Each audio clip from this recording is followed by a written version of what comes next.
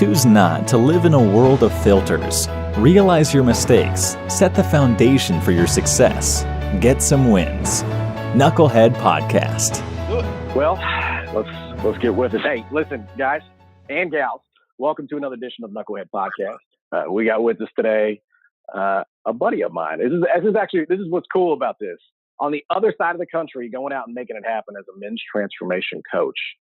We got Brian Jones here today. Brian, welcome to the show, buddy. How are you? Hey, Steven, man, I'm awesome. Thanks for having me, man. I'm super excited to be here. Yeah. Well, I tell you what, there's a lot of people out there that are sitting on the edge of their seats, or they're screaming at their kids in the back seat saying, "Shut up. I want to listen to Brian talk. I want Brian Brian's to say on the something." show. So, Shut up. I like that. everybody get quiet. Wisdom is about ready to come impart on us. No, listen. Hey, we call this show Knucklehead for a reason. As men, as males, as accomplishers, as females that are out there with some tremendous goals, reaching out there, putting yourself out there, being way outside of your comfort zone, being vulnerable, it puts you in a position where you have to learn. And quite frankly, that's why we say get some wins too, because those small steps towards growth, they require a tremendous amount of vulnerability. But it also requires you to embrace the fact that you're going to screw up. You're going to mess up. You're going to make mistakes. That's what being a knucklehead is all about. But it's also about sharing some of these stories. So tell people a little bit about Brian. Tell people a little bit about,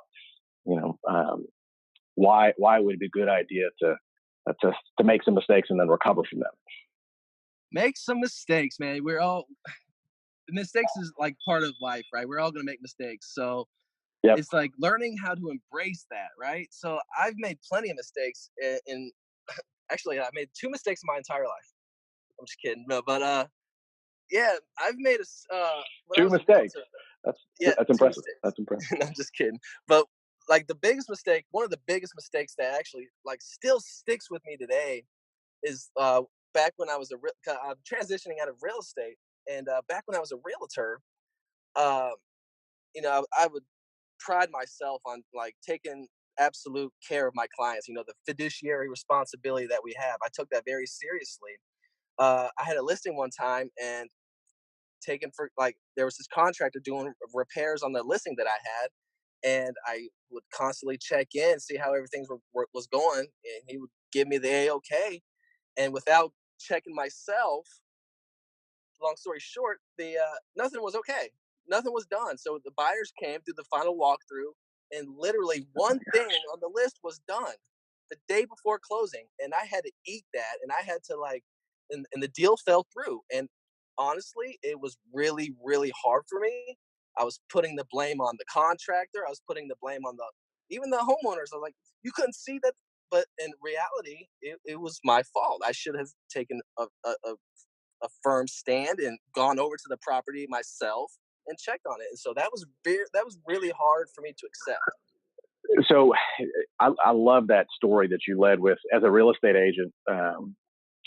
What did I hear? I heard a leadership expert giving a talk to a group of real estate agents, talking about how when the economy was fantastic, you didn't even have to be good. Right. You could just be an order taker. If you could answer the phone, walk through some properties, and help people sign some paperwork, you could sell some homes. He talked about when things got hard, it gave an opportunity to those who really wanted to drill down into what you're talking about, provide a higher quality of service, potentially put themselves out there from a gas and time standpoint to investigate their subcontractors. For those people who are unfamiliar with that process, myself included, I'm naive, don't have any idea what I'm talking about. What time frame are we talking about, and how long did you go start to finish on allowing that contractor to kind of mess you around like that? So basically what happens is when the house gets under contract, the buyers schedule the home inspection. So in this particular case, we had been under contract for about 3 or 4 days, and the buyers ordered the home inspection. So what happens with the home inspection is they come up with a list of everything that's wrong with the house. It's always a comprehensive list. Now, the buyers and their agents negotiate what they want fixed, and then the buyer's agent brings it to the listing agent, and then I present it to my sellers. So we did all this. We agreed to the terms of everything. So by this point, we're a week in. Now we hire the contractor, and I've always had contractors are they're hit or miss. So I got this I had a buddy of mine who was a contractor, and he did work for my brother. And I was like, all right, cool. I'm gonna give him a shot. And then the whole process was 2 to 3 weeks. And he kept saying like we're waiting on parts from the store, all this stuff. But yeah, the whole process was like 2 or 3 weeks. And about the third or fourth week, we're that's when we did the final walkthrough. And I had been in constant contact with him. I was just taking his word for it though. And yeah, that was the big mistake. But I'm I'm grateful that it happened. Yeah. No, that's good that you have that perspective now. Let me switch gears on you here just real quick. So you're a men's transformation coach now. Yes. What are some common themes that you're seeing out there that, I mean, I don't necessarily know if you talk to guys about changing careers, about being a better dad, but talk to me a little bit about what you're seeing, common themes out there that about people putting themselves out there. Yeah. Where's there the most opportunity for growth?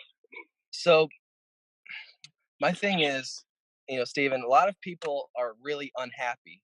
They're not happy, but they're just they're not unhappy enough to do anything about it. And so my story, the real estate, it was crushing me. So I had to really I had to step aside and like really contemplate on what I really wanted to do. And I have a coach myself, and he asked me, he said, Brian, what's the purpose of your business? And I said, to make me happy. And he said, so you're relying on your job, your business to make you happy. What if you flip that?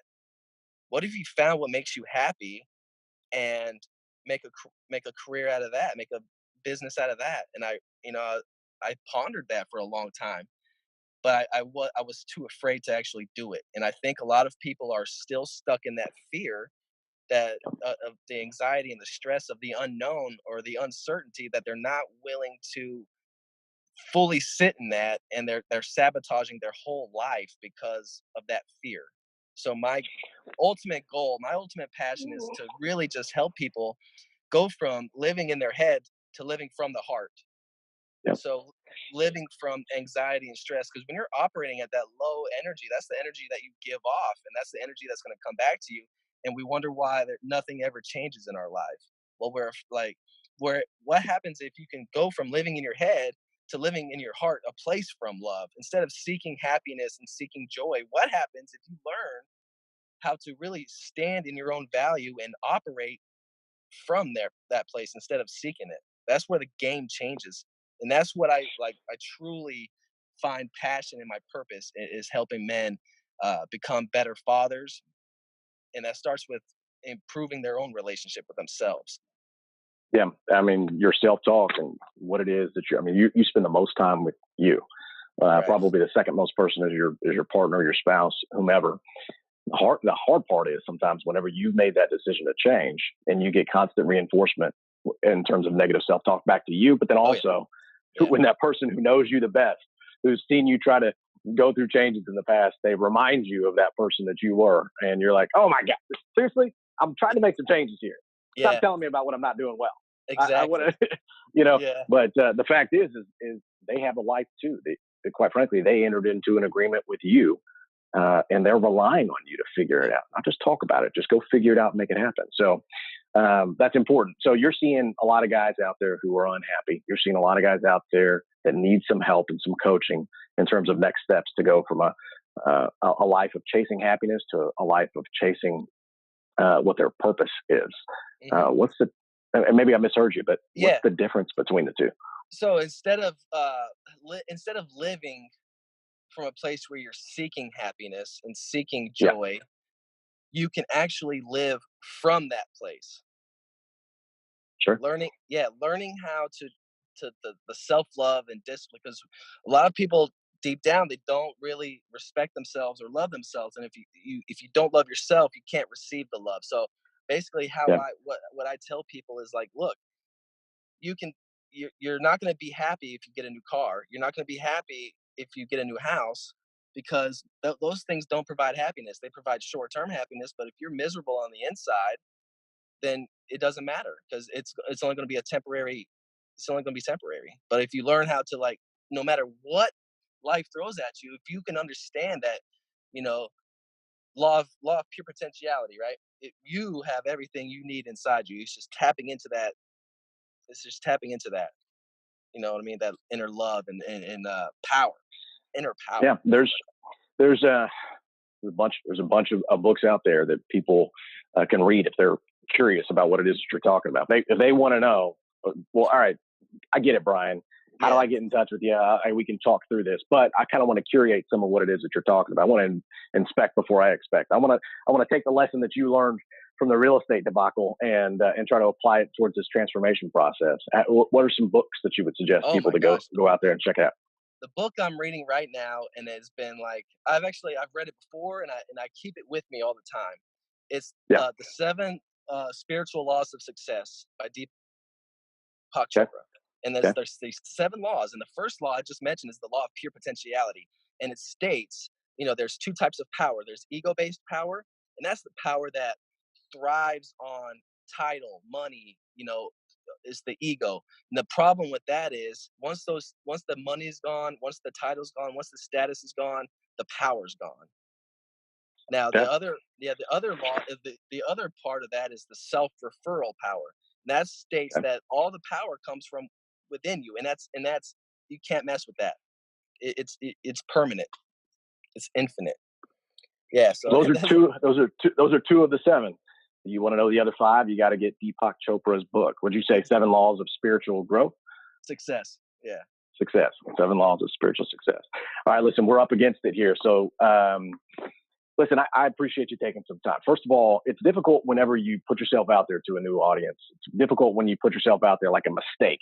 But we see a lot of people who want to beat their chest and talk about all the success that they've had. But when you start asking them about what they've learned from their mistakes, people kind of squirm a little bit. They're like, well, let me, I haven't done that yet. So, it's like, all right, well, you're an anomaly. Everybody else is out there screwing up, and we want some authenticity here. So, tell people how to get in touch. You're out in Charlotte, North Carolina. So I'm in Charlotte, tell people how to get in touch with you.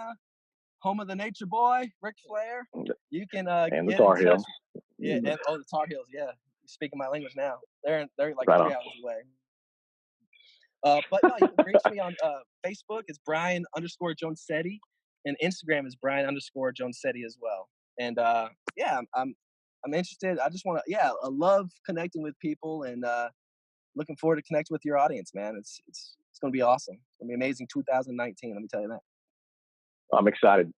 For those of you who can get in touch with them. Brian, I appreciate you taking some time, sharing that mistake, putting yourself out there, and being a guest today on Knucklehead. Listen, you can listen to Knucklehead Podcast every Tuesday. Every Tuesday we come out with a new episode. You can check us out on Instagram. We're Knucklehead Podcast. We're on LinkedIn, Knucklehead Promotions, and on Facebook at Knucklehead Promotions. So appreciate you. If you want to go to knuckleheadpodcast.com and get yourself a Don't Be Beta shirt, that's fine. It probably wouldn't hurt my feelings too much. Or if you wanted to go and talk to Brian, he told you how to get in touch with him on Facebook and on Instagram. And if you're in the Charlotte, North Carolina area, you're into men's transformation, make sure that you read 7 Laws of Spiritual Success before you call Brian. He's going to quiz you afterwards. He wants to know the other 5. You got that right. We appreciate it, Brian. Thank you very much, guys. Hey, Steven, thanks so much for having me, man. It was an honor. Appreciate you. Absolutely, bud. We'll talk to you soon. Take care.